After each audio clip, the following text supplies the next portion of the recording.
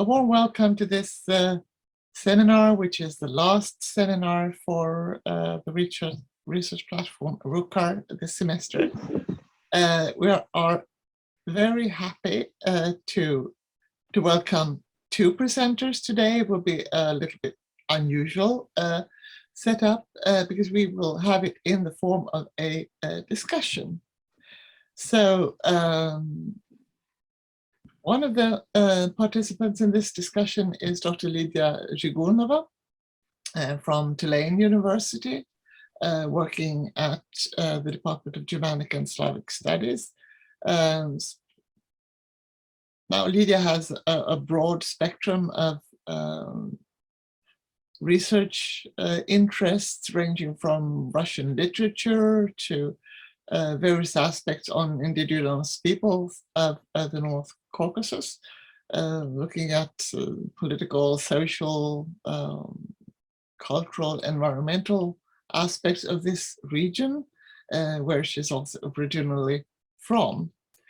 The other participant in this discussion is Professor Madina Erlostanova, based here in Sweden at Linköping University, and she's a professor of post-colonial feminism. And our title today for the presentation is Navigating Between History, Memory and Politics, Circassian Trans-Nationalism in the 21st Century. So I will give the floor to you, Madina and Lidia. I think you have organized the procedure among yourselves. Thank you very much, Karina. We are really honored and very happy to be here with you, unfortunately on Zoom, but still it's very nice to see your faces, hear your voices. And I think that as we discussed yesterday, preparing for this talk with Lidia, it would be nice if we start with self-positioning, if we start with a few words of kind of explaining what is at stake here for us and how we connect with these urgent issues of Circassian identities and transnational movements. So I think that it will be good if we kind of try to give you very briefly this genealogy of our connections and say a few words on our own geopolitics of knowledge and our body politics of knowledge and how we connect with being Circassian or being connected with Circassia. Lidia, please. Yeah, could you start? Yeah, thank you, Madina. Can you hear me? Yeah. Yes, yes. So, and can you hear my presentation as well? Yes, we can see your presentation. Okay, good. Thank you very much for these introductions. And well, first of all, I would like to express my gratitude actually to the center devoted to research of Russia and the Caucasus at Malmö University, and to Dr. Karina Womling and Professor Bo Peterson for inviting me. And of course, Dr. Madina Erlostanova, who agreed to lead this discussion with me. It's really an honor and pleasure to be here, unfortunately via Zoom, not in person, but nonetheless. Also, many thanks to all of you who joined on this conversation and Firapso, which is Circassian. Thank you. So the topic of our conversation, as stated by Madina and Karina, is navigating between history, memory, and politics, Circassian transnationalism in the 21st century. And as Madina mentioned, so I would like to sort of also position myself where I am from. So sort of introduce myself briefly, although when I say briefly, I realize that it goes on and on. But I will try to be brief. So my name is Lidia Zhigunova, and my last name, is actually, if I remove the the Russified ova suffix or suffix, I should say, right? So you'll get my authentic Circassian name, which is Zhigun. And when people ask me, does your last name means something from Russian. When you translate from Russian, Zhigunova, I say, no, it doesn't mean anything when you translate it from Russian, but when you translate it from Circassian, it means something. There's like, tell me, I say, zhig means tree, and wun means house, you know, and they love it. So the tree house, so, and they go, oh, Professor Treehouse. I had to laugh. Yeah, but yeah, so that's the story of my life. Yes, Zhigunova, trying to get rid of the Russian suffix, and unfortunately can't.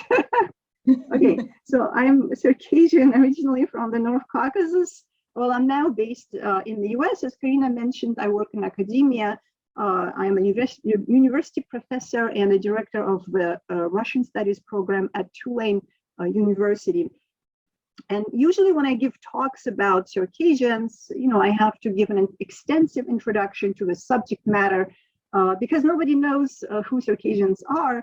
But also I realize that I am at the Caucasus Research Center, which is very nice. And maybe for once, I don't have to go deeply into the history of Circassians. But, you know, it's really nice to be known. We are not that bad, right? So for non-specialists, however, usually don't know much about Circassians and the fact that the Northwestern Caucasus was once their home and still is, because, you know, we didn't disappear into the thin air. The Circassians didn't disappear from this earth. We are still here, still, you know, fighting for our future and for our indigenous rights. So how come that Circassians became unknown? Today, it's not because, you know, they didn't contribute to this world in any meaningful way. On the contrary,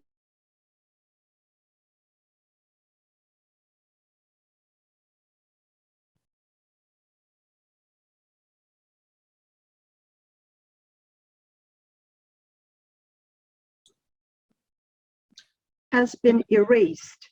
So, Lydia, there's a problem with your internet. Can you just repeat the last sentence? Oh, I'm sorry. Yeah. Am I back? Yeah. Am I back? Yes. Yeah, I realized that yesterday I didn't have any problems, internet connections, but today for some reason, yeah, it's jumping. Yeah, I'm at the hotel. So, yeah. So I'm going to repeat, right? So, so how come that we became unknown? Yeah, so that's, it's not because we, you know, Circassians didn't contribute to this world in any meaningful way. On the contrary, actually, you know, we have quite a fascinating history if you look into that, and full of drama, military history, love, romance, and tragedy, lots of tragedy, just like any country's history, but ours has been erased. It has been omitted from history. Our ancestral land has been taken away from us, and our country has been taken off from the map. And this is also the story of many indigenous people, populations throughout the world who have experienced the damaging effects of colonialism and neocolonialism that continue to silence and efface these groups. So I'm gonna go on and show you a couple of pictures here. You can see Circassia on the map. It was on all maps prior to 1864. So, and West Circassia, East Circassia, Kabarda is part of Eastern Circassia, right? So there is another sort of map, yeah, with showing all the Circassian tribes or ethnic groups, subgroups, and then, and this is what we have today. So the population of Circassia at the time, you know, prior to the Russian colonization, was several million people, actually. It was one of the most populated areas in the North Caucasus, but what we have today, sort of post-Russian colonization, is 700 Circassians left, but there is a huge diaspora concentrated mostly in Turkey, and Middle East, Europe, United States, really in more than 50 countries in the entire world. So what today is left from the historical Circassia is these three republics that were formed during the Soviet period, the really Soviet legacy, right? So Karachay-Cherkessia, Kabardino-Balkaria, and Adygea right here, which is not included into the regions of the Northern Caucasus, which is, by the way, also it's a North Caucasus still, you know. Okay, so I grew up in, so we, both Madina and I are the Republic of Kabardino-Balkaria, Soviet style republic, and I grew up in Nalchik, and so did Madina. So this is and I just want to show you just a few pictures from Nalchik, showing Nalchik here. You can see it's sort of quite a sort of Soviet style architecture. It is a town that was developed, or urban center, yeah, so developed during the Soviet period. It's very sort of it used to be when we were growing up in the late, even in the late Soviet period, very Russified, Russophone, with a majority of Russian population. As you can see, the government buildings and all other buildings are very much planned like a Soviet style. And also the monuments are mostly, you know, reflect Soviet history, right? So, you know, Russian was spoken everywhere. School curriculum, the native language, Kabardian, it was called Circassian, was optional, not required. It was 7th or 8th subject when I was at school. Really, from what I've gathered, also people, since there was a majority of Russian population, I've heard stories that when Kabardians or Circassians were speaking, for example, the native language on the bus, Russians would say, you know, don't speak your language, we don't understand anything, you know, start yelling, and so they had to whisper. Yeah, so that sort of that type of environment, which seemed to be very hostile to sort of all these indigenous elements, although, you know, some people would argue and say, you know, they promoted, Soviets promoted culture, etc. Yes, in the form of you know, ensembles and etc. Yeah, so but not sort of in the political sphere. As soon as you go into the politics, you know, into, you know, where's my history, or where's that monument, or what's happening with the language, you know, those were taboo questions. Yeah, and when people say that Soviets promoted something, and Madina, you know, I read it about this whole history in Madina's book, and I'm very thankful for, you know, you, Madina, for writing this book. Actually, it opened my eyes to many, you know, processes that were not so obvious, you know, if you are in there, sort of not so obvious at first time. And I really wanted to find those answers, you know, yeah, it really opened my eyes, right? So, and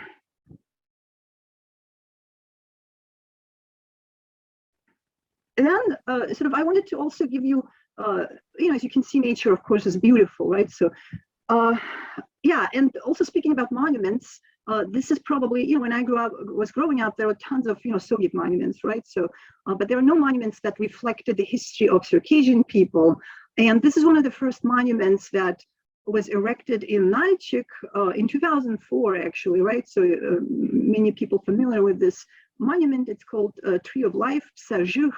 And the architect, so the architect Arsen Guchapchev, so he designed this monument to commemorate actually the victims of the Russo-Caucasian, Russo-Circassian War, the victims of Russian colonization. Yeah, so, and it's really become a focal point now in the city, and every, you know, May 21st on the Memorial Day, people gather there to, you know, to honor the ancestors who fought, who died, terrible deaths, who fought for their freedom, for their land. And this is a type of thing that was missing, you know, in the city when I was growing up. So basically, we didn't have anything that reflected our history, you know, and it's really kind of weird to grow up without knowing your history, without finding your history in any textbooks. without seeing any traces of it around you.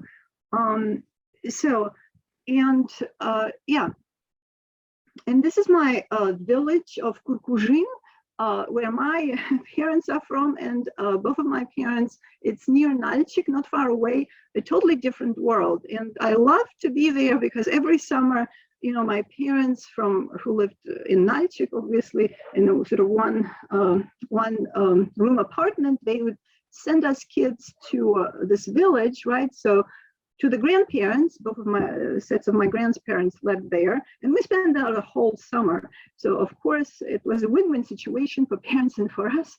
And so we were not in their way. They had to work, and we were just running around. And I am bringing this because there was this contrast between the city, the Soviet city of Nalchik, and this village, which still had, that atmosphere of language.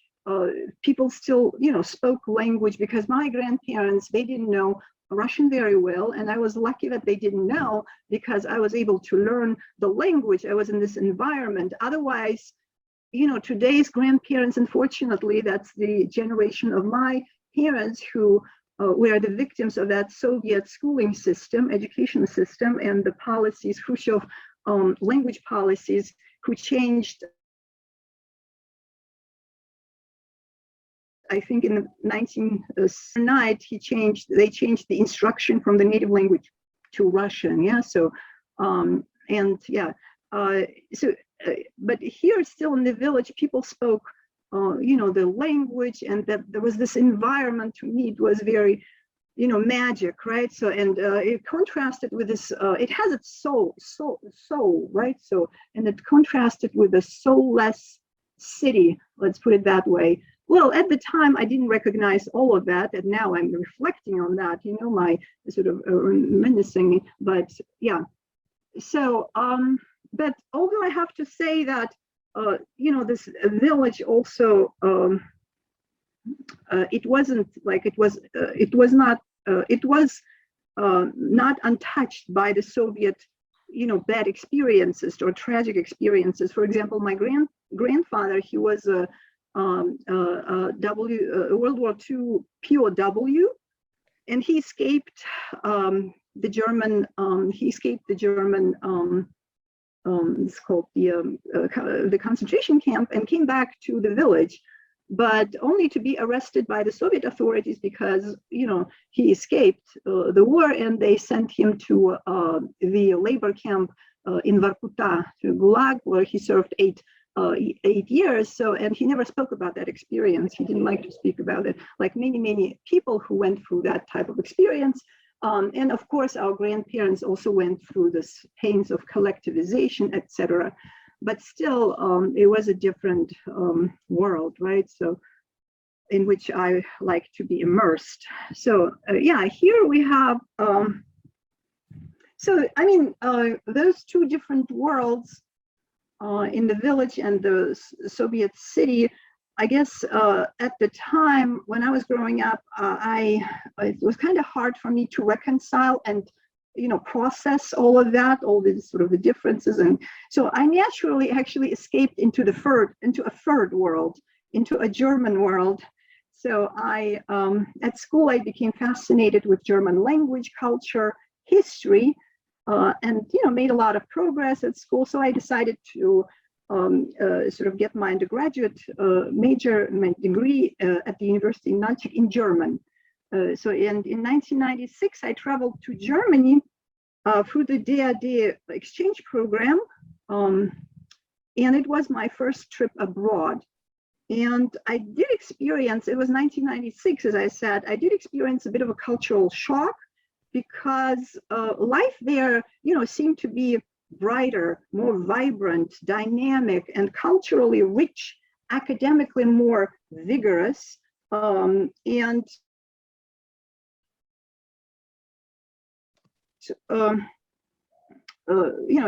more meaningful than life in Soviet Nalchik.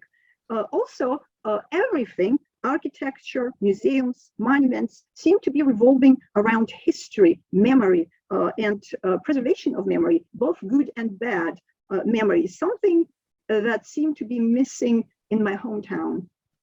But in terms of adjusting to this sort of new and seemingly foreign world, for me it was easier than I thought, actually. I felt at home in Europe. Germans were complimenting me, for example, on my German pronunciation, which I attributed to the knowledge of the Circassian language, because the sound system is very sort of elaborate. Yeah? So, but most importantly, my parents, who actually were the, as I said, primary victims of Soviet Russification and modernization projects, taught me Adigakhabze, which is the Circassian code of conduct, which was sort of usually transmitted from generation to generation, sort of automatically, right? So these are universal laws, like be respectful to people, be mindful, be sincere, be friendly, hospitable, get up when people enter the room, never greet anyone while sitting, even anticipate people's wishes and bring them what they need before they ask. Don't cry when you fall. I've seen many boys who would, fall down from their bicycles and cry, and their dad would come and say, if you cry, I'll give you more, and they would stop. Yeah, so don't cry when you fall. So it's also like a military system of rules, right? So, and we as children, sort of despise them, but under the watchful eyes and stern looks of our parents, tried to follow them. So, and I'm pretty sure that this system helped me and other Circassians who had the same upbringing to survive and to adjust to any culture and any social system without necessarily assimilating into them. I mean, you can if you want to, but peacefully coexisting in a sort of harmonious way was the goal. Also, in Adigakhabze we have, you have to be bravery. Yeah, so this characteristic. This is something that our parents, however, and grandparents could not teach us because they lived through the horrors of Stalinism and a very rigid Soviet political system that did not encourage bravery and, punished every kind of dissent, right? Like my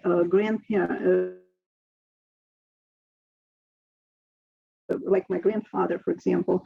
So that's, I'm showing you this map, sort of, I guess I talked a little about, these are called like the Circassian republics. This is where the Circassian population lives today, around 700 people in Kabardino-Balkaria, they're called Kabardins, yeah, so, and then Karachay-Cherkessia and Adygea.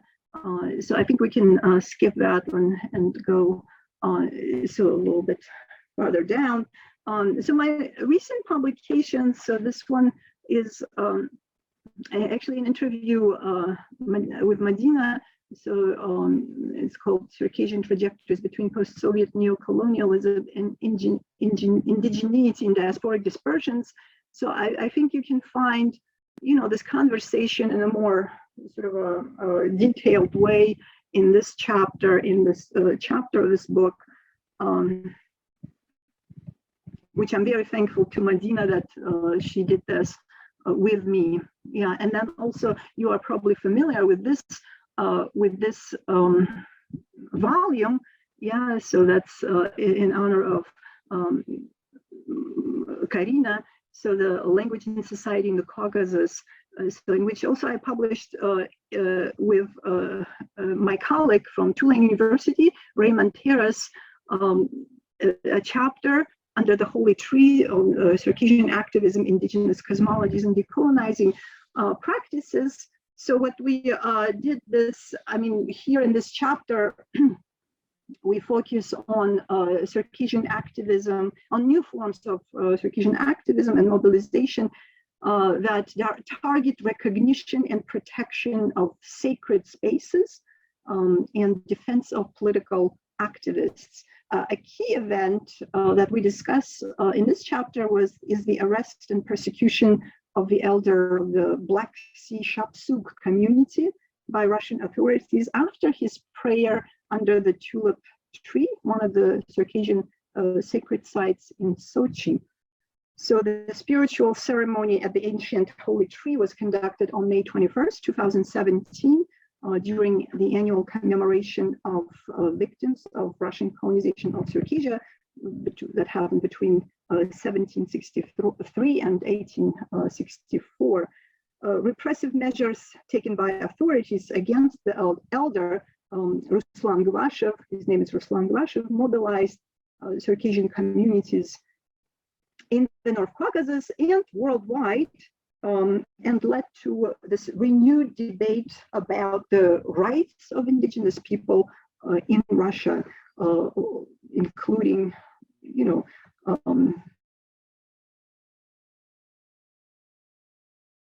land rights. And I think I'm going to move on. Do you, Madina, do you want to say something or comment, or maybe this was my sort of introduction, the brief introduction. That's very nice. I like how you flowed from introduction to your projects, because that shows how it is important for you and how it's all interconnected, who you are and what you do. And I think it's actually a perfect, a perfect thing, right? Well, I mean, I was listening to you, and I mean, of course, I had some questions, maybe, and some kind of ways to connect with you. And yes, definitely, I share this feeling that we grew up in this colonized Soviet environment where everything was Russified, when culture was kind of packaged according to the Soviet idea of multiculturalism. As you said, like, okay, you're allowed to have a Kabardinka ensemble, but you are not allowed to question these authorities or to question the way official history was written and learn in textbooks. And I mean, I started also thinking about it very early on. And I started because at school, there was this really very Soviet/Russian canon, especially in literature, because I'm a literature person, right? And so when you study this horrible Russian literature, I mean, of course, in inverted commas, but most of it is horrible, especially in the 19th century, because it's very colonialist, but it's not aware of its own colonialism. And I remember that there was the case, like in my school class, and one of the children refused to talk about Tolstoy. Because he said, like, okay, I don't see Tolstoy as an interesting writer because he served in the army killing my ancestors. And it's possible that he'd killed my grandfather, which is true, right? And I mean, you can go into discussions of why they did it and how they didn't have a choice. And a lot of these officers are against the Russian Tsarist Empire, and they were sent to the Caucasus as a form of exile, yes, but it doesn't change the fact that they were enemies. And then I heard that, and it was this boy who was like 13 or 14 years old who said that. And I started thinking, I started asking questions. And of course, as you said, my parents were also afraid to talk about that. Maybe my father more than my mother, because my mother is not Circassian. And so she was freer to kind of be critical. But my father, whose family was very much ingrained into this Soviet system, of sort of comprador intelligentsia, I guess, of course, was very cautious with that, and there was this conflict actually going on in my family for a very long time, and that's why I think that I could never actually learn to connect to this culture, because the only way you could do it in the 1970s when I was growing up was through language. And that was exactly what I was lacking and missing, right? Because, of course, in the family, we spoke Russian because that was the language that we shared, we could share. And when my mother asked my grandparents to talk Circassian with me, they refused. Because, as you mentioned also, there was this false idea that if you want to be modernized, you have to speak Russian. If you want to get a good education, of course, you had to take it in Russian and not in Circassian. And so that was unfortunately the rift that we had to deal with, this kind of, lack of choices, I would say, which is very colonial. I mean, it's the same situation in India, all other colonies, like people had to choose English in order to be able to go to good universities afterwards, all that. So it was the same here. And I was envying you when you were showing the village, because I've never been to a village in my life. Growing up in Alchik, I've never seen a village. And so that was my dream, actually, to investigate this space, and I was thinking that many people from my generation, they were artificially deprived of that. It was like an experiment to put people in this hostile environment of Nalchik, which was very Russified, yes, which was very much kind of, there was a lot of censorship there, of course, in what you said, but plus it was also Soviet at that point. So there was a Soviet ideological thing present as well. I think that there was also, in my case, an element that I was seen as an other, always, all my life, so it was the same in Nalchik. Like I remember vaguely when I was a child standing there and I heard a conversation between my grandmother and somebody who came from the village to visit some distant relative. And they were speaking in Circassian. I could understand some of it, or guess. And the guy was pointing at me and asking, like, what is she? Is she Russian? So for him, I was immediately an other. I didn't look correctly. I had this strange hair and this kind of dark and all that. And so that was the question, like I was partly an other. But then, of course, the shock came when I was 16 and I went to Moscow to study at Moscow State University. And there I learned that I was a Black. Because in the Caucasus, in spite of these difficulties and controversies, I was still part of the sameness, let's say. But when I came to Moscow, I definitely became a Black, and I kind of heard it all the time, from the Russians at different levels. And that was very important for my self-identification and for starting to think about these issues like race, like othering, like colonization, coloniality. And I started, as many of us, as you mentioned, going in the direction of Germanness and German language. In my case, also, I was an Americanist. I was writing, stuff about American literature, and that's what I studied, and that's what my mother also was teaching all her life. And then through that, I discovered first multiculturalism and then post-colonial theory, and I started to think, like, okay, what about us? Because at that point, Soviet Union also collapsed. And there was this moment when Russia as an empire was trying to pretend, let's say, that it's becoming a nation state. Of course, it never happened, as we see now, right? But it was it was pretending. But what about people like us who became national minorities and who lost all their rights and who did not have a place in this new structure where Russianness was normative, right? So that's what triggered me to think, like, how can we think about it in post-colonial terms first and then in decolonial terms. And that's what I started doing. But at first, of course, it did not receive any people didn't get it. In the Caucasus, I was first seen as an enemy. I was seen as somebody who is against their culture and not patriotic, while in reality, I was trying to get to this decolonization of thinking and precisely of everything, like you were showing, this aesthetics of Nalchik, which is so ugly in most cases, right? But people don't see it because they were trained to see, like, oh, it's wonderful, it's so beautiful.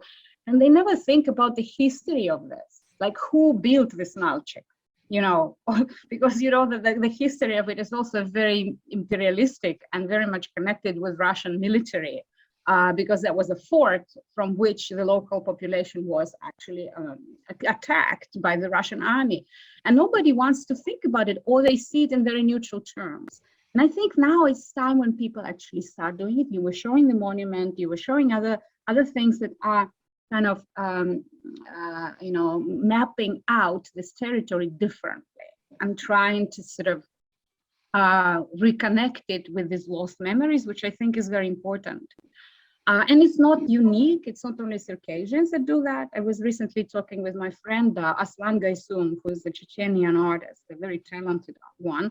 And by the way, what he did, he changed his name. He was Goysumov, but for him it was very important. He said, Medina, I spent a whole year changing all my documents, but I don't want this Russian connection. And I love this. I would love to do that today, too many documents, So, so now he's Aslan Goysum, and he reconnects with his ancestors. And he always told me the same, like, I don't understand people's nostalgia about Soviet Grozny.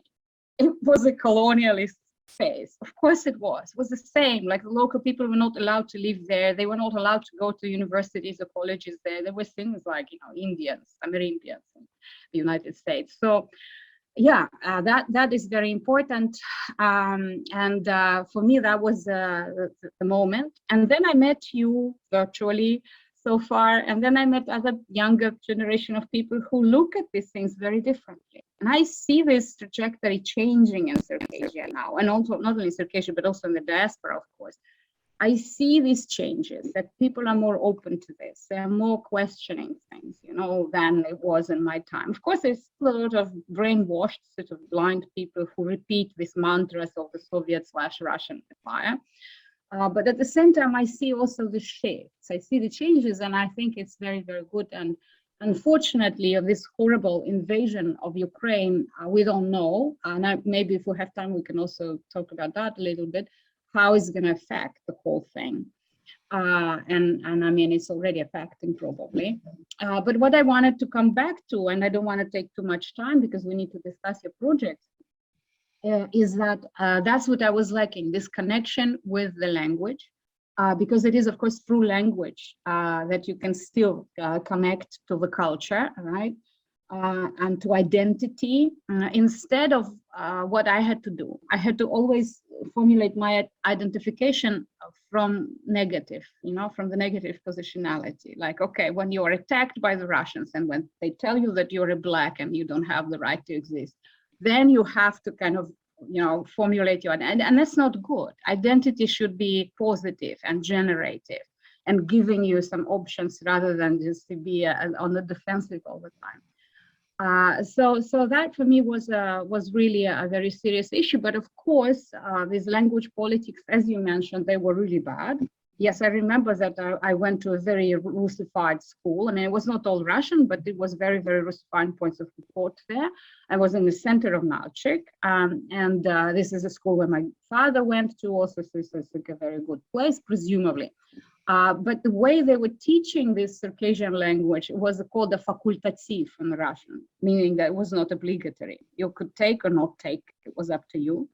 And of course, nobody took it, and it was done very badly. And also, it was amazing for me how badly these textbooks were written also. Most of them assumed that you already knew the language, right?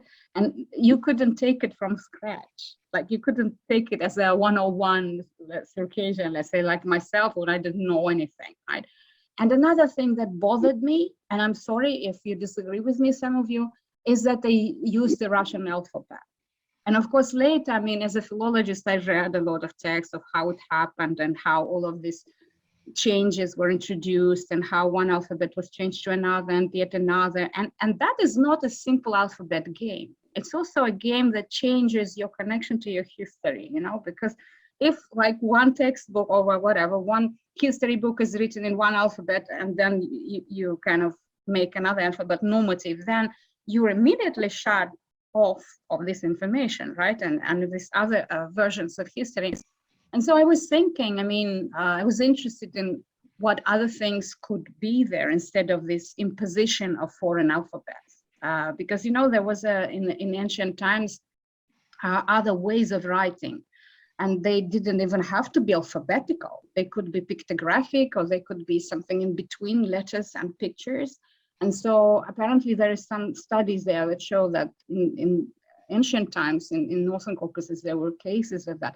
So, I mean, that's what I was interested in. And I had this kind of, problem with my language being written in Russian alphabet. So I still have that problem. And maybe for tactical or strategic purposes, it's good that people can unite on that basis somehow. But I'm not sure that people, for example, who use Latin alphabet in Turkey, say, right, they would necessarily be happy about that.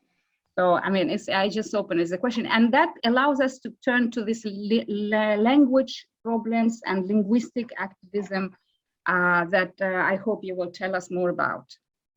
Yeah, that language, actually, the alphabet, they use this switching to the Slavic Cyrillic alphabet. That was a powerful tool, actually, because, the diaspora, 95% of Circassians who ended up in diaspora, after they've been forcefully removed from the ancestral homeland. So they did not use Cyrillic alphabet, right? So only those, remaining Circassian population in Russia, the North Caucasus. So the Soviet Russians imposed on us that Cyrillic alphabet, and it was, I think it was a sort of a powerful tool to disconnect us with our, our people who ended up on the other side of the, So that's one. It's of course political, and then they say, they gave us this gift of civilization, right? So. And also I wanted to also say about Nalchik a couple of words. So for me, I think we talked about this yesterday as well. What made Nalchik, what brought back the soul to Nalchik is when actually the Syrian Circassian refugees from Syria came to come back to the town. And that really made a difference for me. Also Circassians from Turkey, that was in 2012, 2000. And so at that point, when Syrian Circassians, war refugees, were coming back, so there was some, beautiful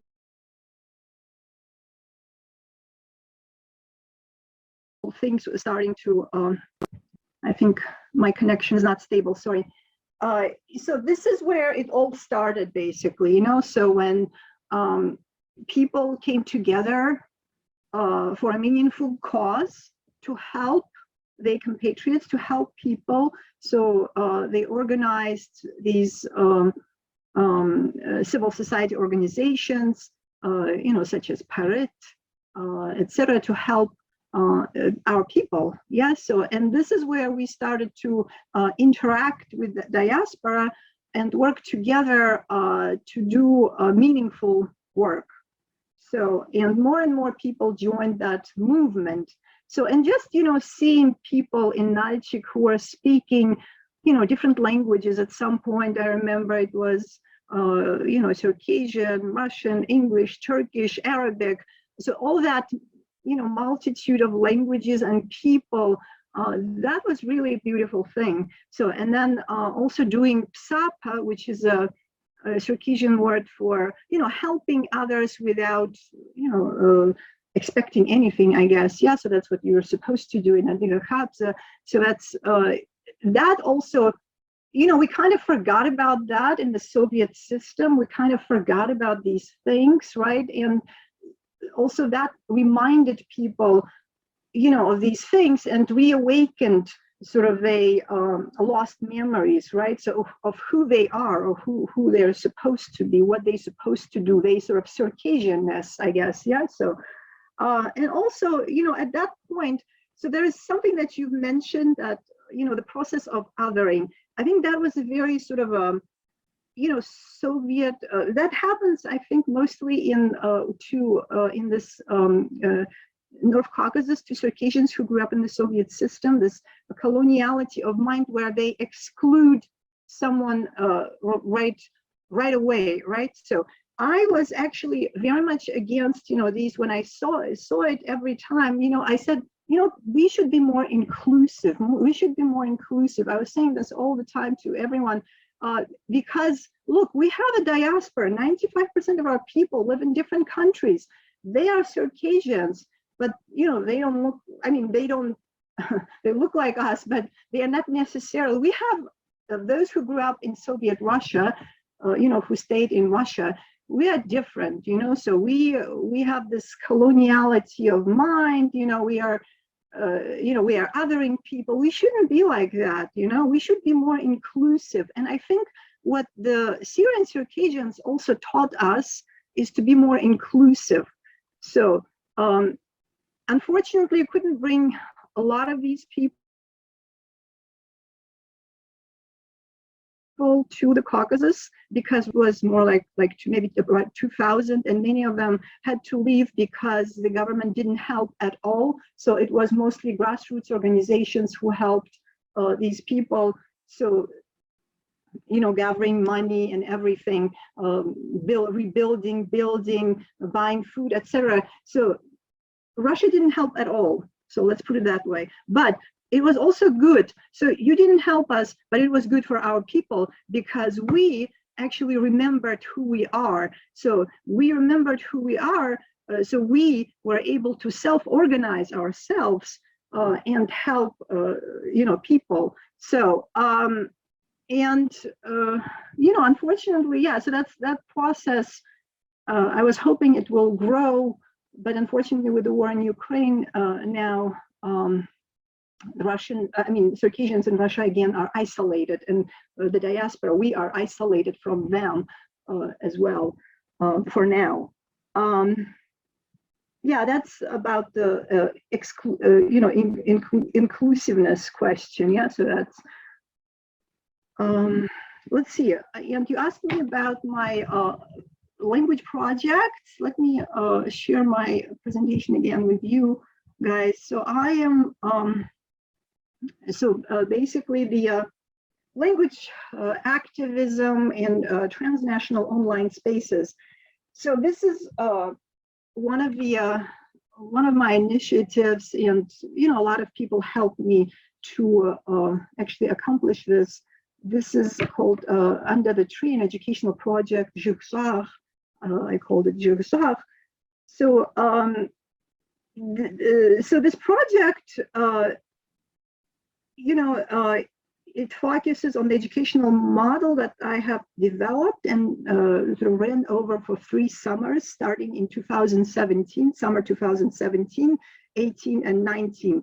So this is when I usually go to Nalchik every summer, right? And, I would try to work with the grassroots organizations there, the NGOs, helping the, language initiatives, and the repatriation, etc. So this is what I thought of this as an alternative school. This is organized in Nalchik, by the way, North Caucasus in Russia, as an alternative school, which I named Under the Tree. So there are several things in mind that I had in mind when I started this project. Which ran, as I said, successfully for 3 summers in Nalchik, Kabardino-Balkaria, Russia. So the primary goal of the program was to teach children aged 7 to 12, as you can see on the pictures, Circassian language. It's one of the endangered languages, unfortunately, in Russia's North Caucasus region, with a special focus on the indigenous culture and environmental and gender studies. Firstly, I was very disturbed by the continuous decline of Circassian language in Russia, and I could not possibly watch how my native language, with its rich repository of knowledge, disappears, being forced out of public education. So what happened is in 2018, minority languages in Russia have been demoted to optional status in schools, which means they will no longer be a required subject on the school curriculum and will be taught only with parents' consent. The Circassian language instruction has been drastically reduced, and a handful of remaining classes are taught very formally in a traditional Russian school setting. So I decided to explore alternative educational options that would make the learning process in the native language more engaging and fun for kids. So my goal was to make education less formal and authoritarian and more applied, and with an emphasis on development of creative abilities and critical thinking in children. Secondly, I wanted to empower children with knowledge about their culture by introducing them to their ancestral heritage, something that is completely missing in Russia's school curriculum. Just as I was growing up, it was missing from my school curriculum. So these kids are not exposed either. In Putin's Russia, in post-Soviet Russia, nothing seems to be have changed in that sort of in that sphere. Russia has been systematically suppressing the Circassian identity, and it's instilling at the same time a feeling of inferiority, subconsciously felt by most Circassians and transmitted to next generations. Students in the program, they felt empowered I'll show you a few pictures of what we did usually in these classes. And initially under the tree, I also named it because it was very hard to find building or where to have classes. But then I thought, and it was actually an idea of someone from the US, a Circassian American. He said, I was also talking to the members of the diaspora, exchanging ideas. And he said, why don't you do it like outside under the tree? And that's, at the Tulane University, for example, in New Orleans, we do it all the time. You have classes under the tree, all the time. I said, okay, so that's fine with me. It's a really beautiful idea. So, and students in the program actually felt empowered, knowing more about their culture and about their roots. Symbolically speaking, the project aimed at unifying the crown and the roots by taking a holistic approach to education. And I wanted to encourage children to learn about their natural environment and their culture in a more organic way. So, for example, here, what we do in this class is we study, trees. We study the natural environment. It's really frustrating because not many of us actually know the names of the trees. You are going up on the street, you look around and you realize that you don't know, any, names of these trees, plants, etc. So I started with that actually. And it's not that I knew myself. I had to do research to read specialized books. It was part of my PhD dissertation. So where do children come across this knowledge? They're not going to sit at the archive looking at the specialized literature, one book or two books that we have there. That type of thing is really frustrating, right? So, and I also wanted to demonstrate with this project that it's possible to move away from the rigid authoritative educational system and practice more creative and subversive ways of teaching and learning. So our classes had been taught as an outdoor summer camp and were accessible to all students in the community who expressed a wish to participate. Most of our classes were held literally under the tree, as you saw.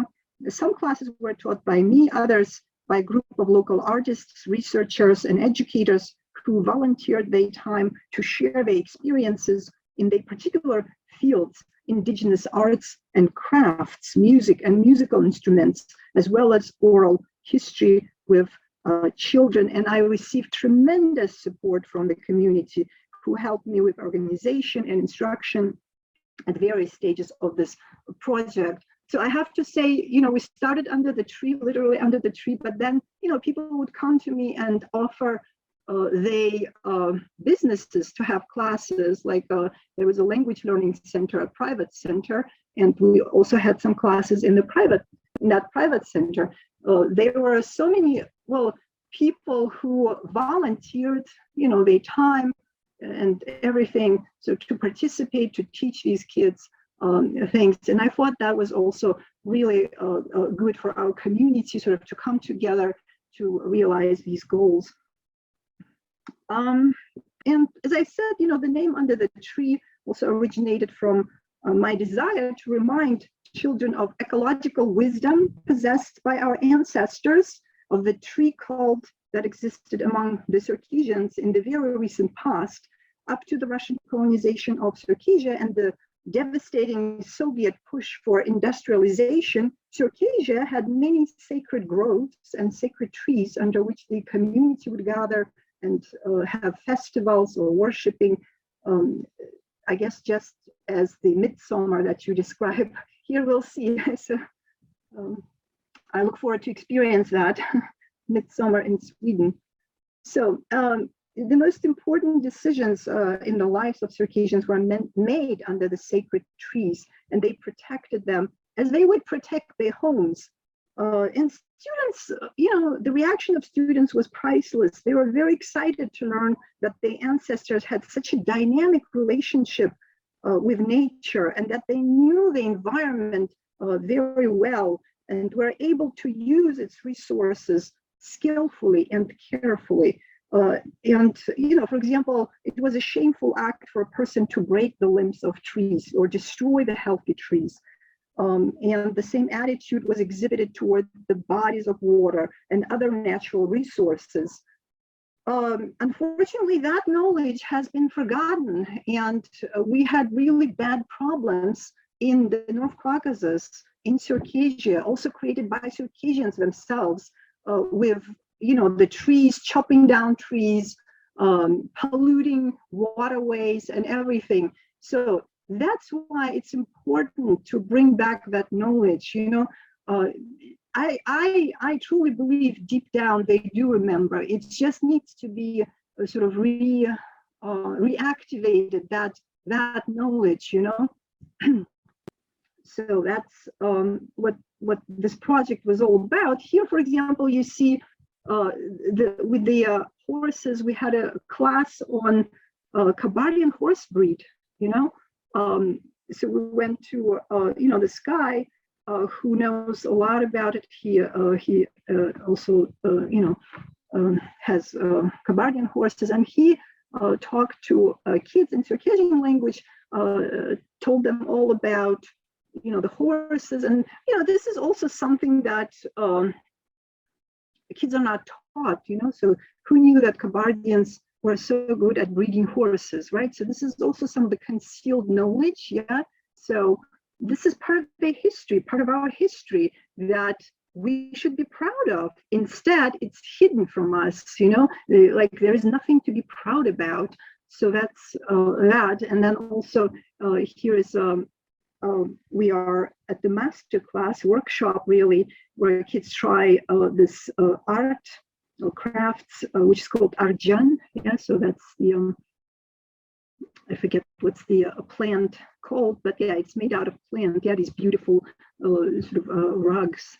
And kids try that as well. So that's, it's just in a nutshell, that's what we did in that, with that project.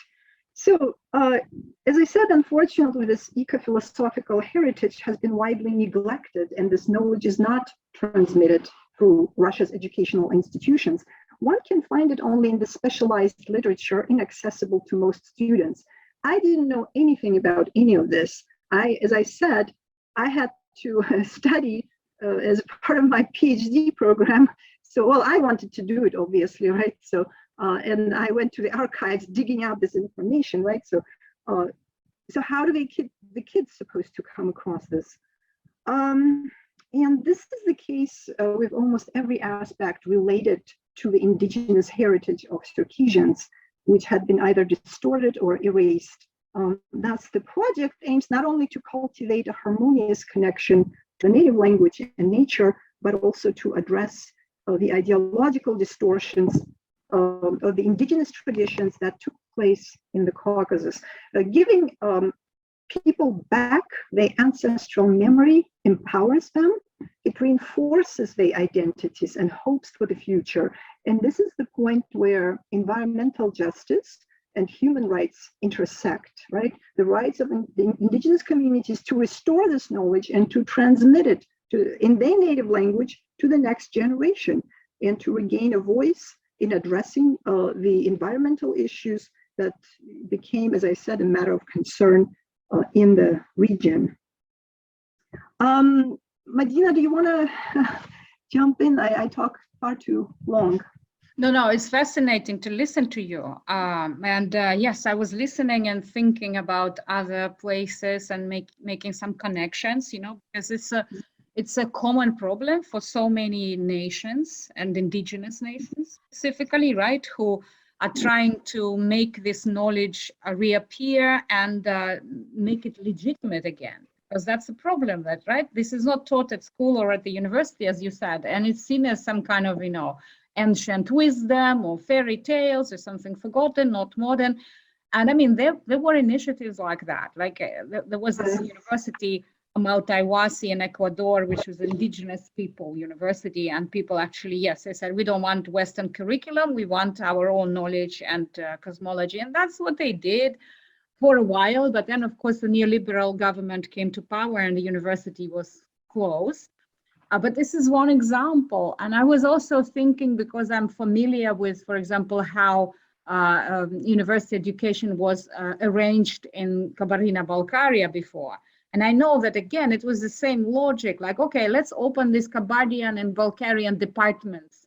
And that would look as if we're very multicultural and, you know, egalitarian. But in reality, it was horrible because, first of all, nobody wanted to go there, right? They never had like any competition there. So anybody who had bad grades could go to these departments. And also they only learned some sort of literature, literary canon that was very limited, of course, and constructed according to Soviet principles of what should be there, right? And nothing else. I mean, there was no talk about what you were just talking about. So the whole kind of cosmology and cosmotechnics, let's say, was missing of how they actually did the act of worlding before, how they imagined their world, how Circassian, for example, in this case, people connected to the world, how they see themselves as part of this world, how they didn't have this modern colonial division into subject and object and seeing the world as an object that you can go and destroy or use or whatever, misuse. And yeah, this is for me a very clear case, like people are brainwashed into this modern views, in this case, Russified or Soviet views. And then, yeah, they lost this connection to, I don't even want to use the word nature because nature is, again, it's subjectifying term, right? Because they were actually connected with it. And that's why there was this wonderful, fascinating phenomenon that I'm really interested to learn more about of Circassian forest gardens, right? When people just went to the wild, to the wilderness, let's say, and grafted the wild trees. And as a result, this whole region was full of these fruit trees. And it's amazing. I mean, nobody else had it that way. I mean, because I studied the topic and I read about other forest gardens, usually they're in tropical environments, not like in the Caucasus.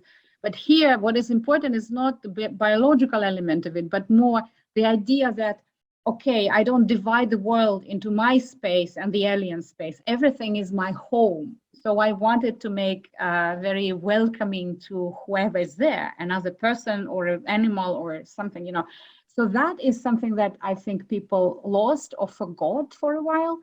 So my question, or rather, I mean, maybe the next topic for discussion will be, how is it possible to, I mean, what are the mechanisms as you see them to bring these memories back, to make them legitimate again, to make people interested in learning?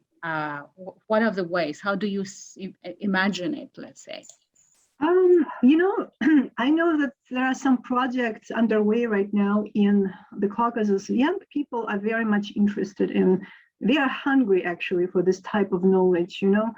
And I know Astimir Zuha, for example, he is engaged in the project that he and his team are going to the Republic of Adygea, to the Black Sea Shapsugia, and actually looking for, you know, the traces of these forest gardens and the remnants of the of those, you know, sacred groves and trees.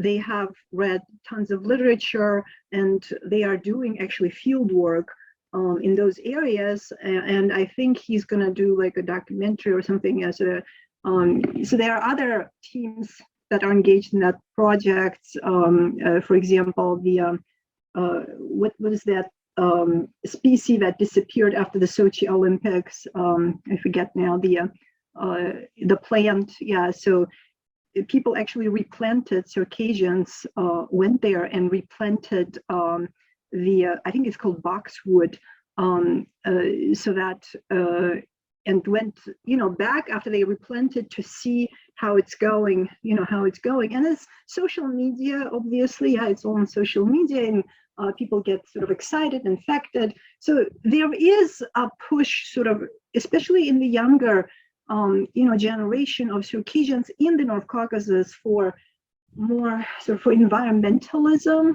So I can see it, and you know, so these projects, they also spread through, as I said, social media, and yeah, I can see that it might work actually. Yeah. So, and also re-educating people, reminding them I don't know, it's, I guess, not possible within the sort of rigid Russian educational system, but somehow we have to get through, sip through, these government structures, So that's what we've been doing because we don't have any other way. So the NGOs and the grassroots activism. So mostly the horizontal ones, not the vertical ones. Yeah, so those are mostly are successful in doing those projects because you cannot usually control, these organizations. There is no organization. It's just people who are connecting quickly with each other and doing things, right? So that's how we used to do it up to this point, up to this year, I guess. Yeah.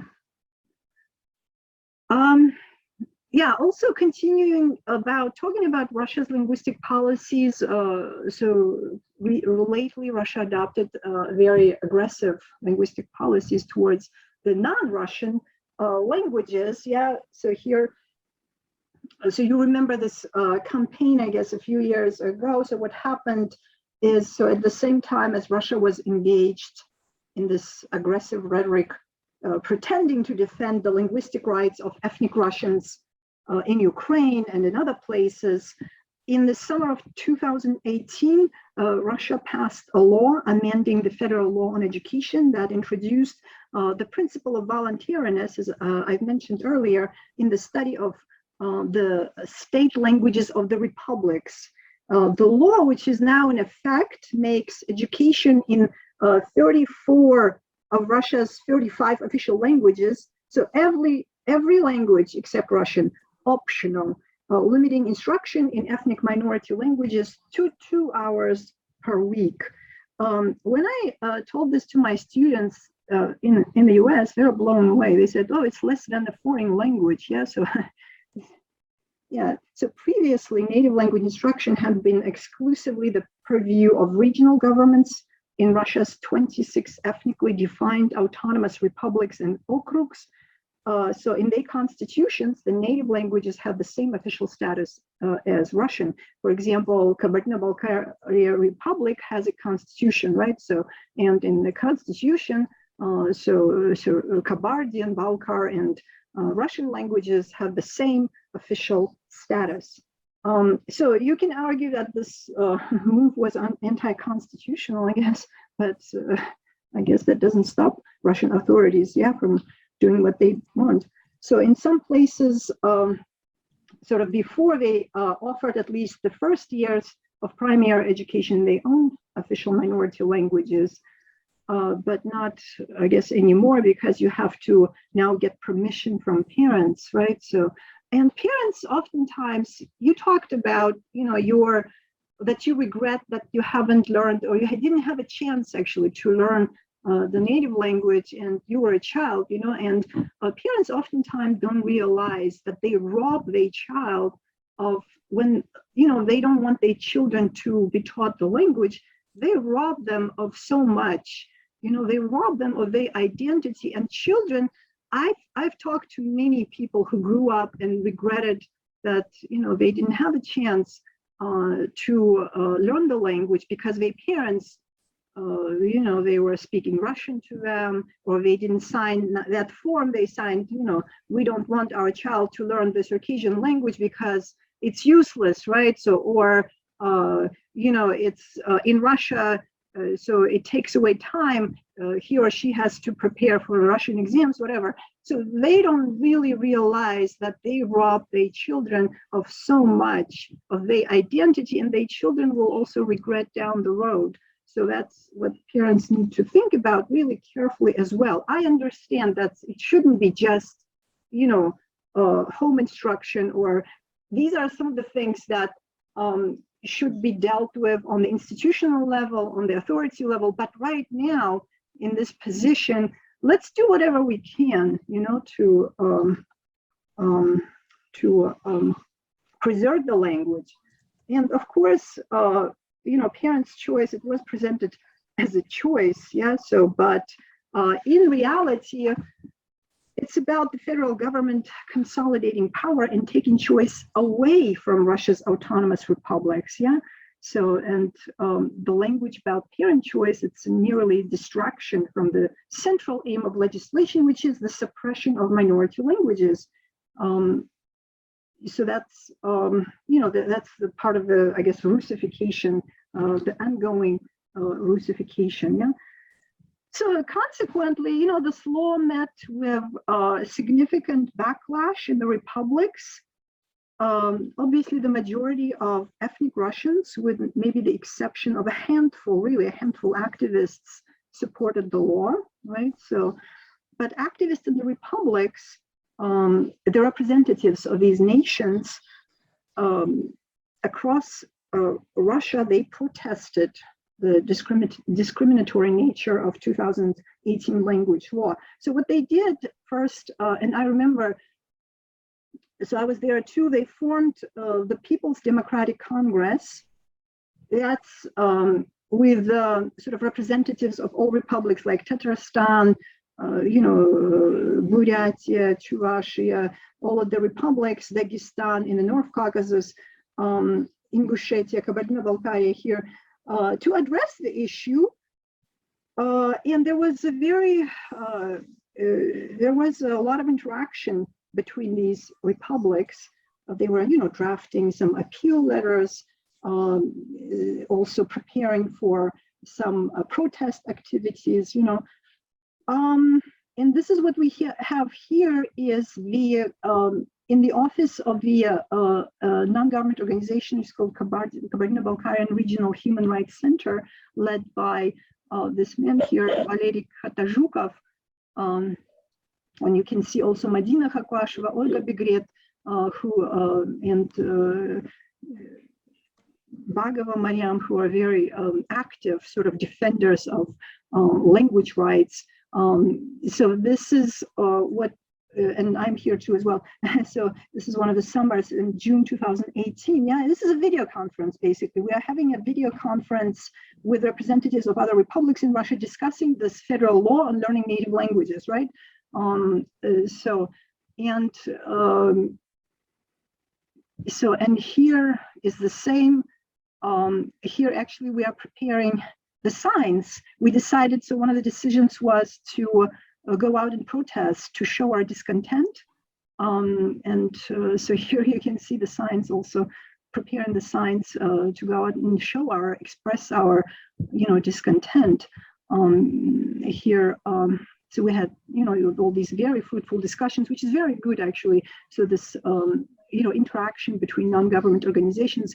So, and then here, I just wanted to show you this to contrast. So that organization with the NGO, a human rights organization, with this organization, which is called International Circassian Association, which had its meeting, last meeting, I think, in June 10th, a regular meeting of the Council of International Circassian Association in the city of Mozdok in North Ossetia, Alanya. Yeah. So, I mean, everyone is familiar with this organization, I think. Yeah. So during the Putin's year, it became, it sort of, you can say it started to work against people's interests, because in 20 years that this powerful organization, it's a type of sort of vertical organization, I think. Yeah, it has lots of money, it has all these meetings, and yet in 20 years, they were not able to do much to address the decline of the language, of Circassian language. It's one of the, one of the points. Another thing is it's International Circassian Association. So what the diaspora needs right now, also, there's a loss of languages felt by the diaspora. So that they need interaction with the homeland. So teachers, materials, all of this, online classes. So this is something that this organization, you would think, could do like in a second, right? So because it's powerful, it has lots of money, it has connections, etc. How difficult to do this? Not difficult at all, but still, so that type of activity reinforces transnational ties, and something I think that the pro-Kremlin organizations are not interested in doing. And reinforcing transnational ties between Circassians are not in their interest, because I've heard many times, and I will talk about my other activity that I'm doing to specifically address that issue about Circassian language pedagogy across, like in diaspora and the homeland, bringing together. So I've heard so many times from the teachers from the diaspora, from Israel, that they need materials, they need this interaction with the homeland, with teachers from the homeland to exchange ideas. And I was thinking to myself, you are this powerful organization, you could do that in a heartbeat, and yet in 20 years, you are not doing it. So, and also by, I just wanted you to compare these, oh, I'm sorry, yeah, I have to go back, to compare these two like organizations in terms of the body language, in terms of the work that they are doing, sorry, going back. So if you compare these two organizations here, I just showed you the pictures, right? So this NGO, the Regional Human Rights Center, and this organization, the gender composition, the body language, the work that they are doing, completely different. Like you even see the difference right there.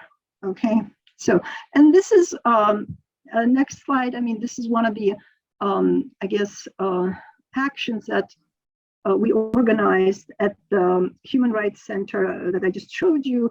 We came out to protest that language law. It was in July 2018. 7 or 8 activists, just to show our discontent. And that was actually, this was an all Russia, this was an action that was supposed to go on in every region in Russia, in all republics. So which we did for the Republic, to represent the Republic of Kabardino-Balkaria, because for us it was unacceptable not to speak out, not to show our discontent. Okay, so whoever says, but this is what we had to do, and we did it. So that's that. And here I have the signs, like my native language is not of the second rate. Мой родной язык не второго сорта, for example, or in Circassian, it says, the deaf of the language equals I guess, the deaf of the nation, something like that. Yeah, so if you translate it. And, we were able to have this protest for a good 25 minutes before the police arrived. And, it was my first actually action. And for many of these guys also, so we Circassians, I guess, are not used to, expressing our discontent in this way, but this is something that we really needed to do, okay? And yeah, so police didn't actually take us to police custody because representatives from the government came out of the White House here, the Bielый Dom, yeah, the main government building in Nalchik, and they invited us to talk, to discuss issues, which it's like they never knew what the issues were, old issues, and we've been discussing, I mean, for 2 hours, the activists were saying, very sincerely, candidly, in Circassian language, well, in Russian too, whatever they thought about the politics, right into their faces, sitting, like, remember that long table that show Putin sits, right? So we were sitting approximately around that long table, the officials on one side, the activists on the other side, and they were, like, I don't know, 6, 7 officials, 6, 7 activists, and officials were pretending to write down everything that we say, and then I was very amazed actually by the bravery of these people who mostly residents of Nalchik. So they are not afraid to tell these officials whatever they thought about the politics, because these officials, by the end of the day, they're also Circassians, right? And they knowingly bring down the nation. They let us down, and they told them, these brave Circassian activists, directly into their faces.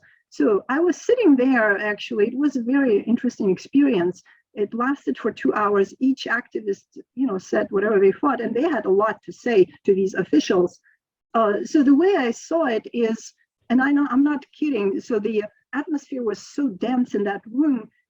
So basically they cut open their hearts and took out their hearts and put it on the table right in front of them. They were so candid, so sincere, and they said everything that, they had in their minds and in their souls. So, but you would think, anyone would be moved by the sincerity of these activists, but not the officials. I was very surprised. No one was moved. They were just the same, like at the end of the second hour, they're absolutely saying the same things, repeating the same things. And that moved me a lot, actually. So the human indifference and human bravery, I guess, what I witnessed there in that room that night. Okay, I guess, I don't know, Madina, do you want to jump in? I guess I mean, talk a lot, but before I talk about my next project.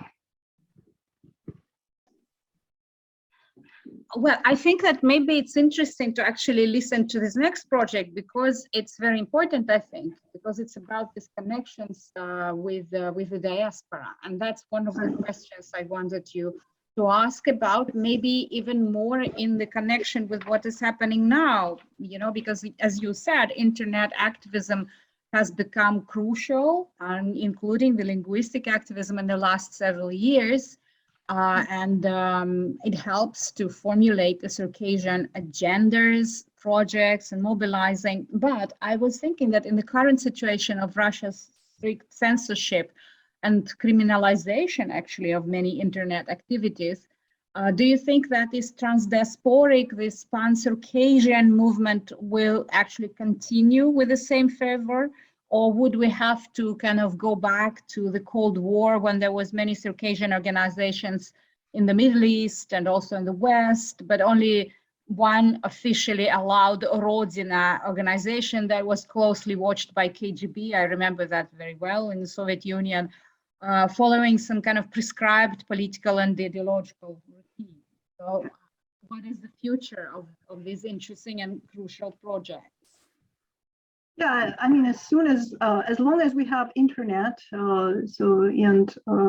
we can be online, we can continue these projects. So this is something that, I started under the Tree project, which, as I said, ran until summer 2019. And then we had pandemics and I couldn't go to Nalchik the next summer of 2020. So, and I thought, we need to continue and do something. And I thought of this sort of a platform that to create this online platform, and we've been using Zoom, right? So we started to teach classes online, and that also gave me an idea. And also I made lots of friends during my summers in Nalchik, teaching under the tree. For example, Hamid. Dr.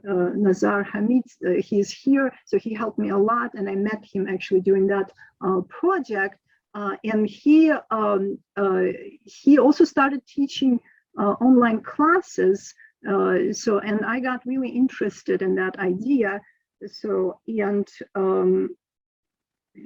kind of thought of this platform, which will be devoted to Circassian pedagogy and research, because one of the things that I mentioned we lack everything: materials, good textbooks. We lack online materials, most importantly, right? So people nowadays, they don't usually use even textbooks. They go to internet, YouTube, all these online classes. So that was also picking up sort of during the pandemic years, right? And we sort of jumped into that niche and started to look at the ways how we can also develop that niche. So, and these are a series of webinars. I thought I've organized 6 so far. like a year or 2 years actually span.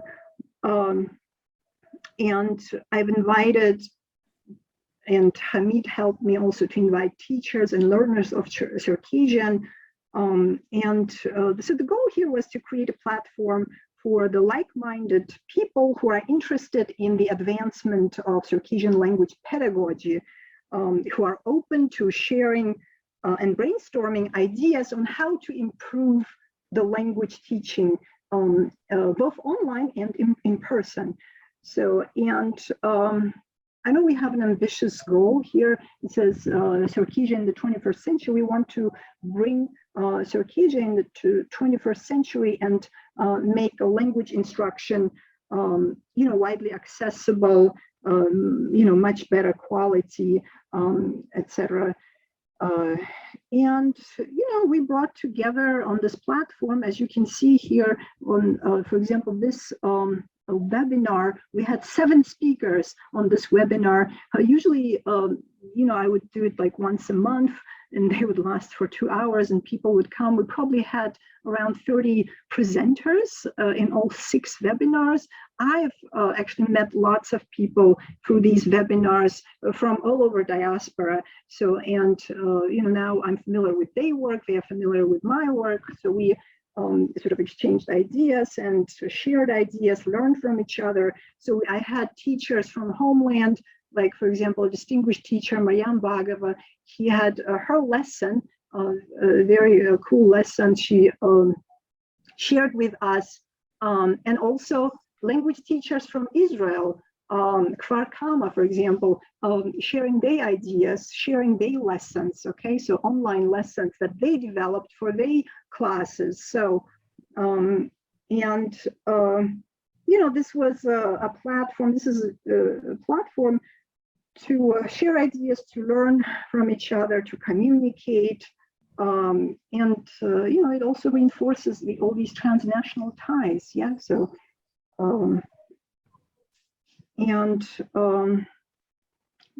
what happened here also, we have a very good language enthusiast and a businessman, Circassian businessman, Janti Misha, who's from Chicago. He lives in Chicago area, Circassian American. So he was actually inspired by this pedagogy and by these pedagogy webinars. And he started his online classes teaching the North American class, which he taught for about 6 months. So he just ended one sort of unit using a method, it's called TPRS method, and it was very effective. So using all these new methods and technology, and I've been in some of his classes, so students really liked his classes as well. So there's really real sort of tangible outcomes as well. So we continue this work. And yeah, here we have some of the presenters as well in the last seminar. Yeah.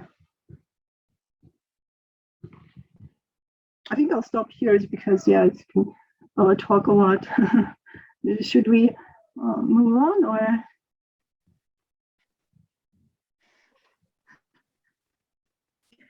Maybe we should have some time for questions also, okay, right? Sure. Yeah, because I see the time now is, yeah, that's probably talk too much, yeah. No, you don't talk too much, but I mean, there are many other questions we can touch upon, but I was thinking maybe in the audience we have some reactions or, reflections or comments, no? Yeah, that's a good idea. Yeah, thank you so much. Yeah, of course, we also have to acknowledge the fact that we started a bit late. So I can understand that had an effect on the planning of your presentation, but let's take a few questions and then wait. So yes, the floor is open if you have comments and questions.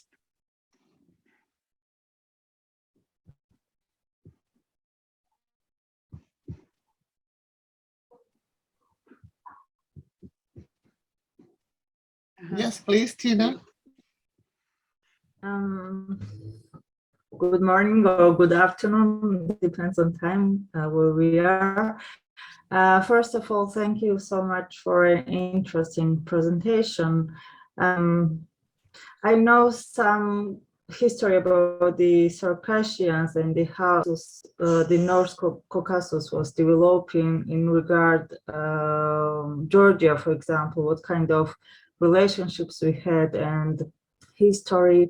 And recently, not exactly recently, but in 2011, Georgia recognized the genocide of Circassians by Russia.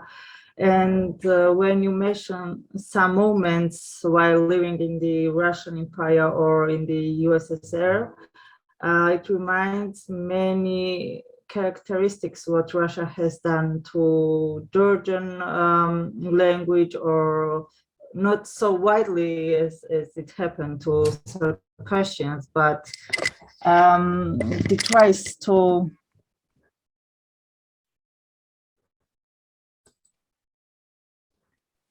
I think I was missing for a while, right?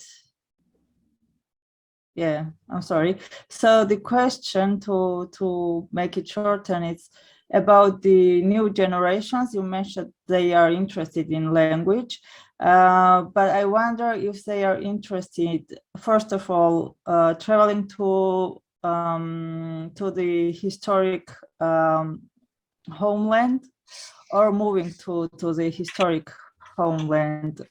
Maybe it's not your field of studies, I don't know, but maybe you have some information about it, and I would love to hear it. Thank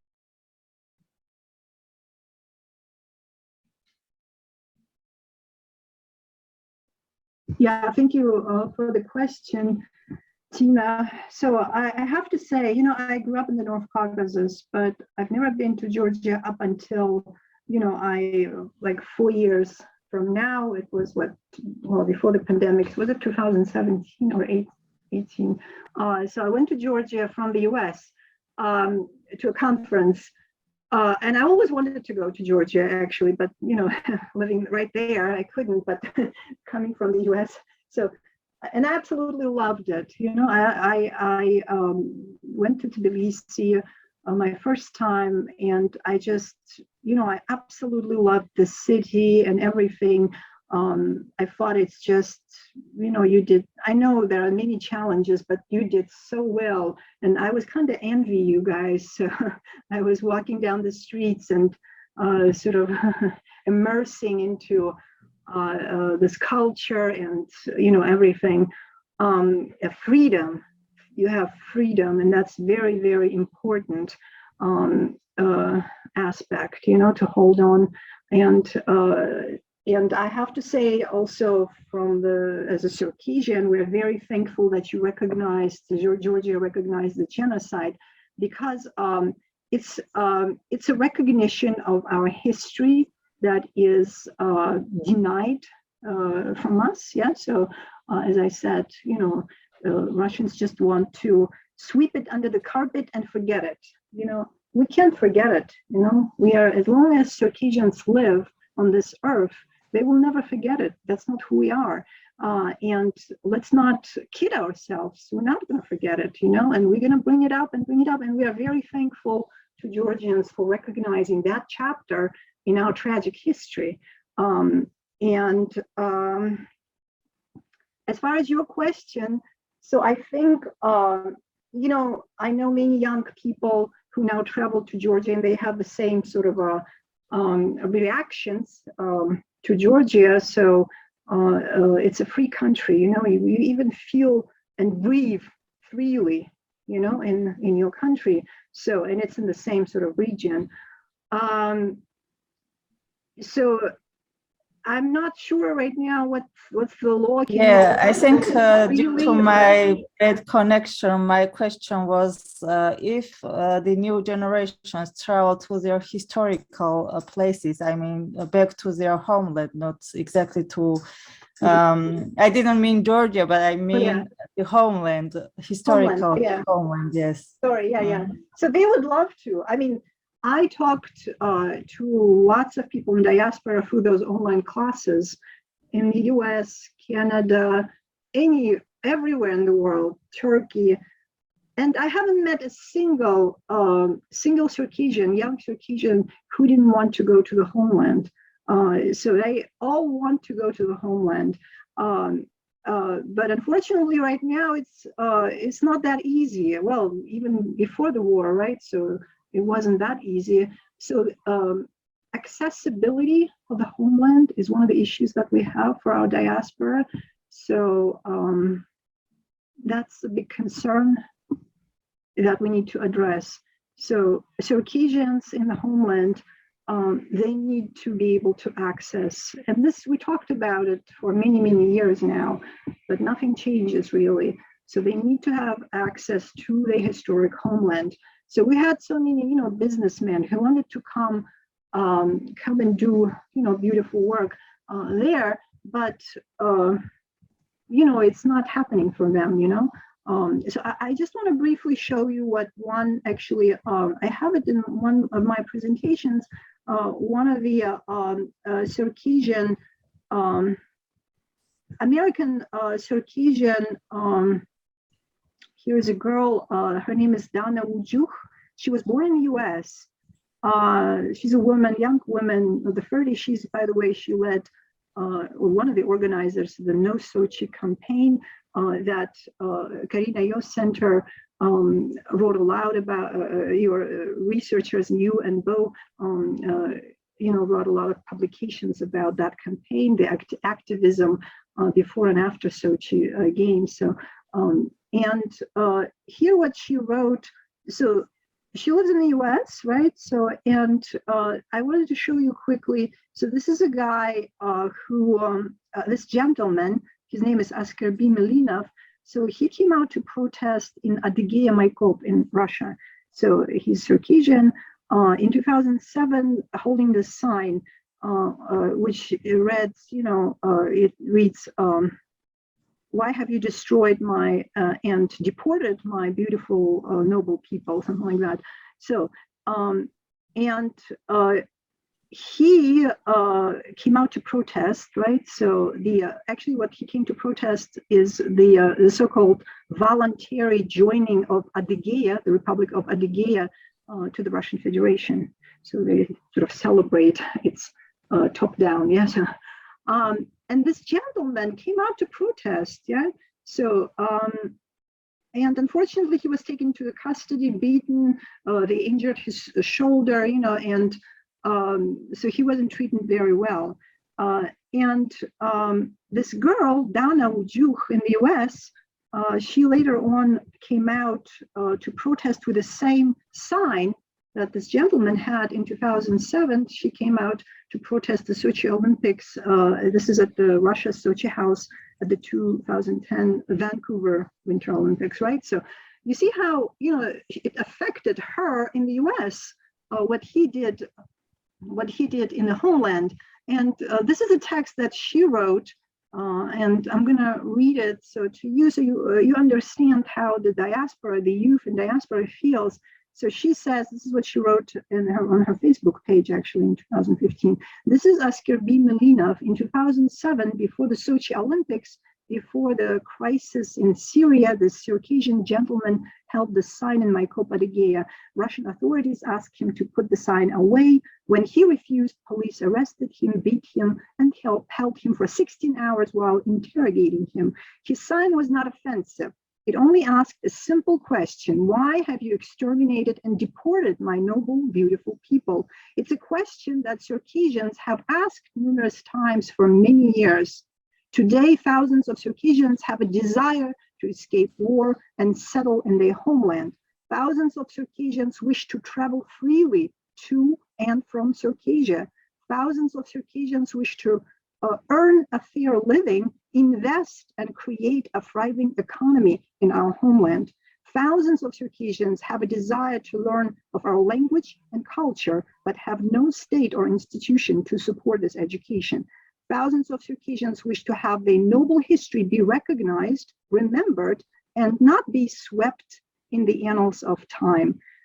Thousands of Circassians wish to speak and write of these pressing issues without persecution, of fear of their lives, or fear of their lives and livelihoods. So this is what she wrote, right? So this young Circassian American woman. So, and I have to say, you know, our people, as I said, 90% of our people, you know, they live and they are doing very well in the diasporic communities, right? So we don't need anything. We just need freedom. We can do everything by ourselves. We have creative people, we have talented people, we have rich people, we have all the human capital in the world. But one obstacle is Russia. So that's that. Thank you for your question, though. Thanks for your answer. Yeah, it's really interesting and brings a lot common emotions regarding the treatment of Russians and Russian Empire, and saying that Caucasians are Black people, and the place of any Caucasian living in the USSR was like a heavy luggage on the Russian shoulders, and we had to be thankful to let us live somehow in a how to say rude and very aggressive atmosphere.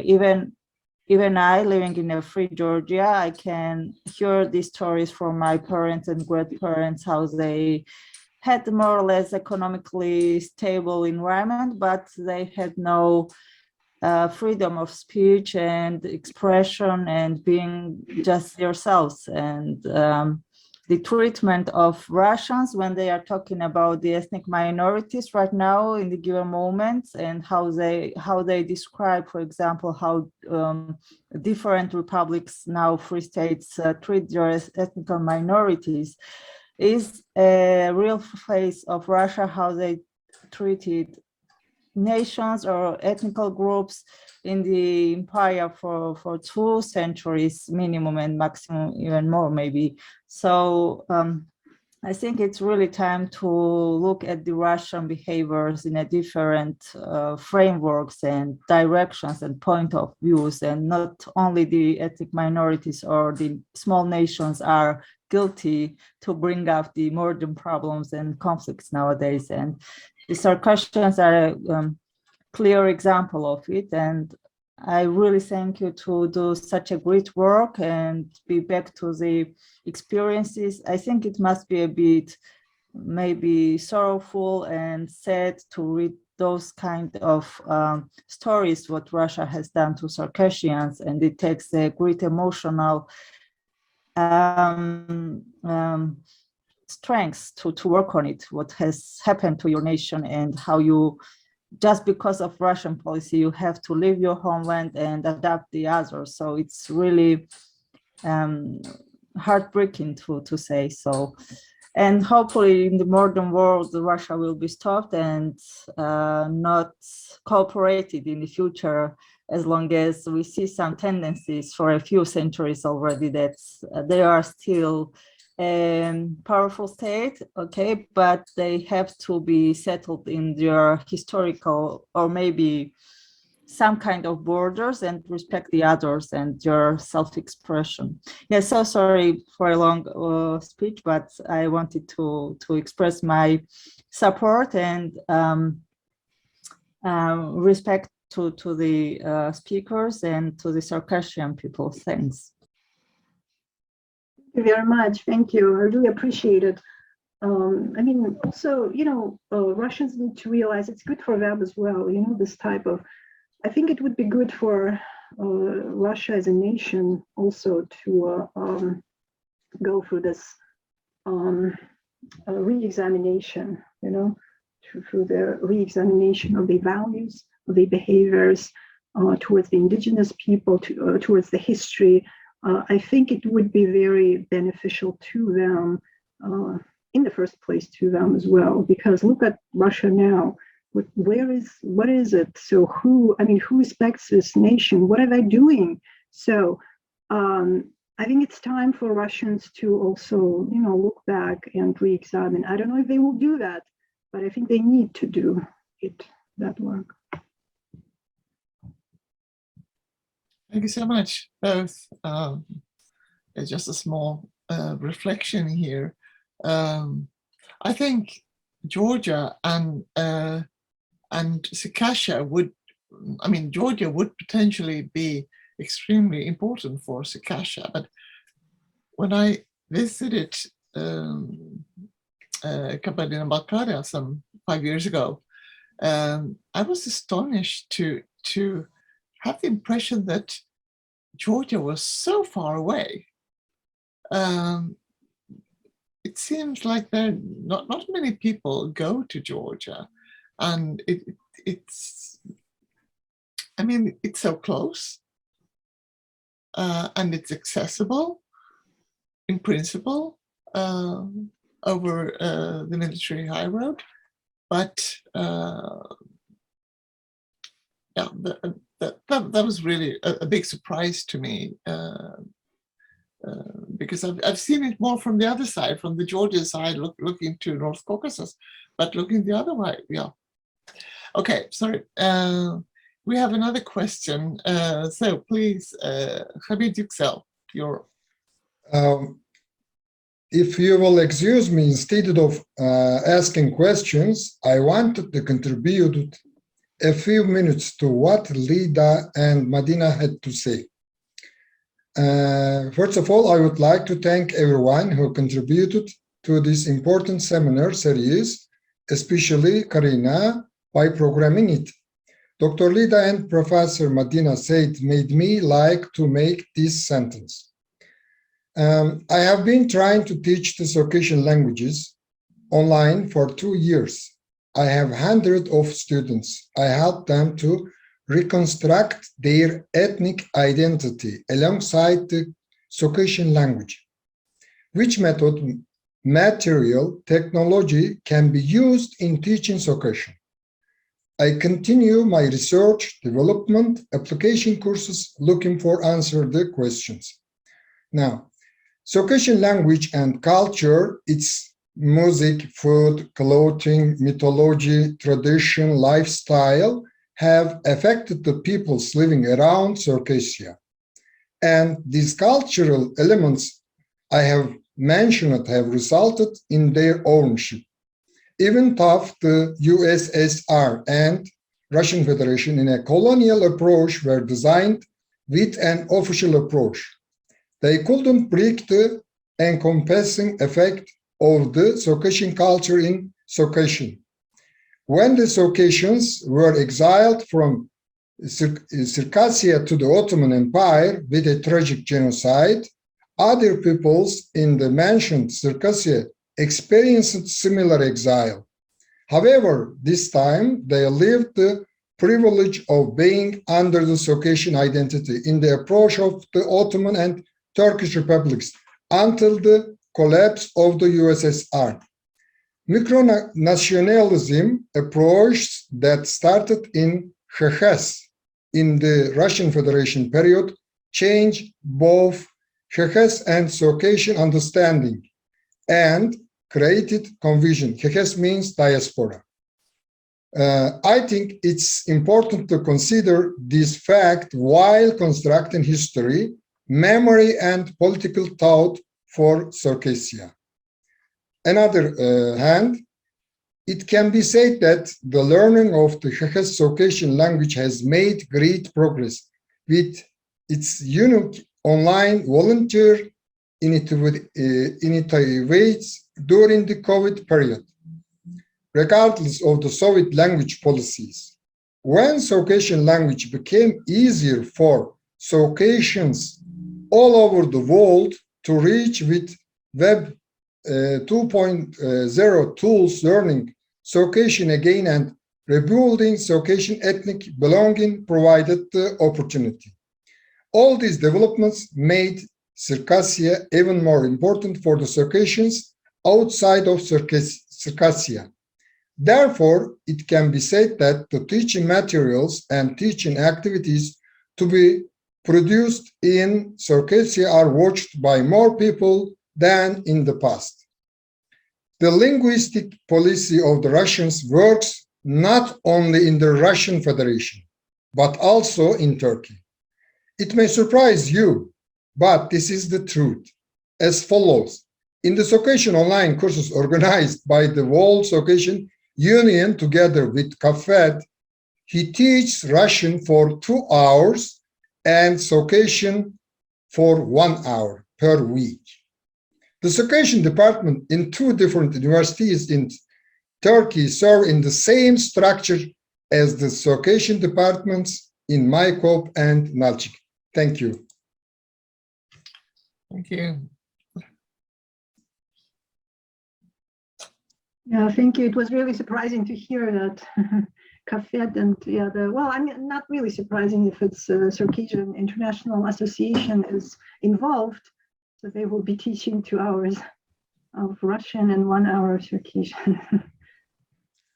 Yeah, and also thank you, Karina, for your observation. It's absolutely correct observation, actually. Yeah, so Georgia seems so close, but yet so far away. Yeah, I was also thinking about that comment because I was thinking back in history, in Soviet times, like for my family, it was very important to be able to sometimes go to Georgia, and we went by car at those times, right? And we had this kind of blue Volga that we took, and we went, especially my mother, because she couldn't stand the Sovietness of Nalchik. And so for her, it was important to go to a kind of free place with culture, with some old houses left, with another alphabet that was possible to use. You know, even that is important, that you see words written in an indigenous alphabet rather than this Russified things. And of course, that's a difference because Georgia was a Union Republic and Kabardino-Balkaria was not. It was called the Autonomous Soviet Republic, which in fact means that you don't have any autonomy in anything, right? And so those republics usually were not allowed to have their own alphabets and to preserve their own alphabets. So yeah, and now it's so different. And I think it's so political mostly. Like people are afraid to do that. And there are only still connections that are personal. For example, I have friends who are Georgian and who live in Ajaria and who, you know, still have friends from Nalchik, and they have a hotel there and in Ajaria, and so people still go, but it's because they know specifically these Georgians who live there, and they can take a car and you go through this kind of mountain pass that is the shortest way to get there. But it's not very many people who do that. And also I noticed it in Georgia, and it's one of the conferences on Circassian studies, I think a few years ago. Yeah, people who came from this Northern Caucasus republics, they even sat separately. They were so scared to even talk with Georgians, or with me for that matter, because I'm of course the enemy of the people coming from abroad, right? So, I mean, you can see that, but I think that it can change easily if politics changes. You know, it's really a very recent political thing because the connections are deeper and go back history, as you know. Yeah, I think that's an interesting and an important factor. But of course, there's also an additional factor, but we shouldn't go into that very much here because we would get very deep. It is that the situation of Abkhazia and the Circassian connection with Abkhazia, and you know, it's very complex. We are already running over time, but a small question or comment for others here. Otherwise, I think we will unfortunately have to to close this very interesting panel.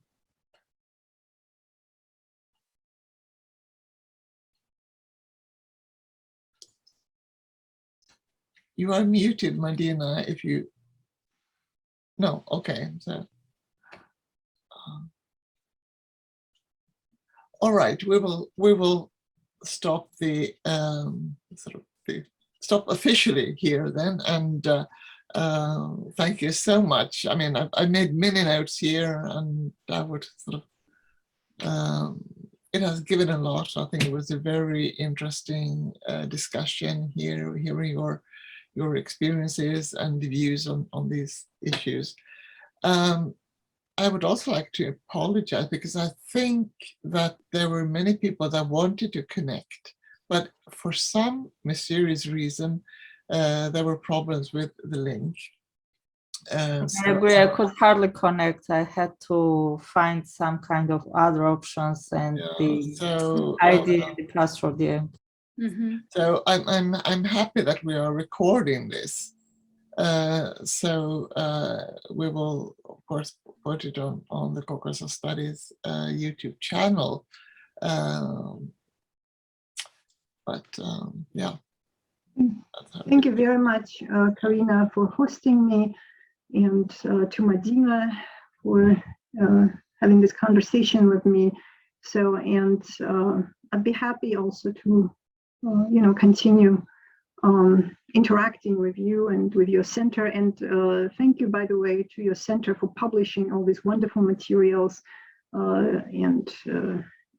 So I hope we will interact in the future as well. Thank you. Of course, well, we would love to, of course. And thank you guys for sticking with us for 2 hours, more than 2 hours. Yeah, Madina is a very important connection for us, a member of our advisory board of RUCAR. Thank you, Karina. Thanks. So that is, we already have a sort of firm Circassian representation at RUCAR. I was so happy to find out about your center when I came to Sweden. It was very, very interesting for me to learn about your activities, and great that you are there. You exist here. So let us all think about further possibilities for contacts and collaboration and so forth. So if we will not connect more before the summer, I wish you a nice summer, and we will all sort of get back in the fall, I'm sure, with new interesting meetings. So all the very best from Malmö.